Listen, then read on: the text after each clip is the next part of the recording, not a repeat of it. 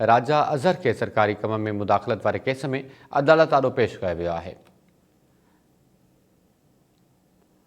अदालत इस्तेहकाम पाकिस्तान पार्टी के अगवान अली ज़ैदी के इश्तिहारी करार ॾेई छॾियो आहे। ख़बर असां शेयर कयूं पिया। कराची मस्जिद ते PTI अगवान हसन न्याज़ी के फ़रार कराइण वारे केस में हलीम आदिल शेख ऐं ॿिया जवाबदार अदालत में पेश थिया आहिनि।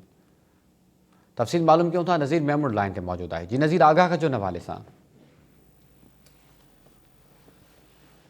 PTI अगवान हसन न्याज़ी के जेको फरार कराइण वारो मामलो उन केस में PTI अगवान हलीम आदिल शेख ॿियनि खे जेको पेश कयो है, लेकिन उन केस में अहम अॻुवाई जेका आहे उहा साम्हूं अची वई आहे। अदालत इस्तेहकाम पार्टी पाकिस्तान पार्टी जेको अगवान अली ज़ैदी आहे उनखे इश्तिहारी करार ॾेई छॾियो आहे, जॾहिं त अदालत अली ज़ैदी जा जेके खाका आहिनि उहे जारी करण जो बि हुकुम ॾेई छॾियो आहे ऐं अदालत जांच ऑफिसर खां जवाबदारी जी जेकी मिल्कियत आहे उन जा तफ़सील ईंदड़ ॿुधणी ते तलब करे वरिता आहिनि। जॾहिं त हीउ केस में नामद जेको ॿियो जवाबदार आहे हलीम आदिल शेख, उनखे पिणु अदालत में पेश कयो आहे। हलीम आदिल शेख ऐं ॿियनि ते फर्द जुर्म लागू करण जो इम्कान हो, लेकिन अदालत हलीम आदिल शेख ते जेको फर्द जुर्म आहे उहो लागू करण लाइ 9 दिसंबर जी जेका तारीख़ आहे उहा मुक़ररु करे छॾी आहे। जॾहिं त PTI अगवान राजा अज़हर खे पिणु जेको आहे सरकारी कम में मुदाख़लत वारे केस में अदालत में पेश कयो वियो। PTI अगवान हसन न्याज़ी खे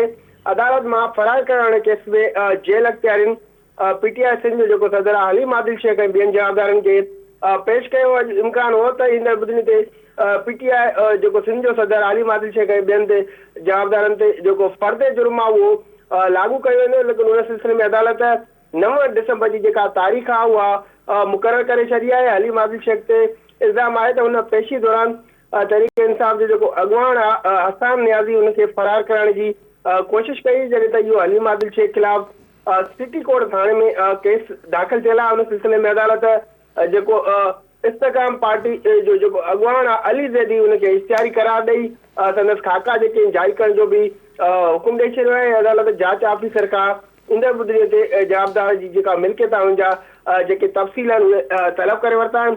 सिटी कोर्ट में पेशी दौरान हलीम आदिल शेख मीडिया सां ॻाल्हि ॿोल कंदे चयो आहे त मेयर ऐं जेके डिप्टी मेयर आहिनि उहे ॿारनि जे गटर में किरण जे जेके ज़िम्मेवार आहिनि मुस्तफ़ा कमाल एतिराफ़ कयो आहे त हू उन खां अॻु जेको आहे वज़ारतुनि लाइ सियासत कंदो। हलीम आदिल शेख जो वधीक चवणो त जस्टिस मक़बूल बाकर खे रोल मॉडल हुजणु घुरिजे। 9 मई जो जेका वाक़िया आहिनि उन्हनि जी असीं सख़्तु लफ़्ज़नि में मुज़म्मत कयूं था। हुन चयो त राजा अज़हर खे ज़मानत मिलण बावजूदि जेल मां ई जेको आहे उहो गिरफ़्तार कयो आहे। असांखे लेवल प्लेइंग जेका फील्ड आहे उहा ॾिनी वञे। हलीम आदिल शेख जो चवणो त चीफ जस्टिस काज़ी फ़ाइज़ ईसा मां असांखे तमामु घणियूं उमीदूं आहिनि। असां इदारनि सां गॾु आहियूं।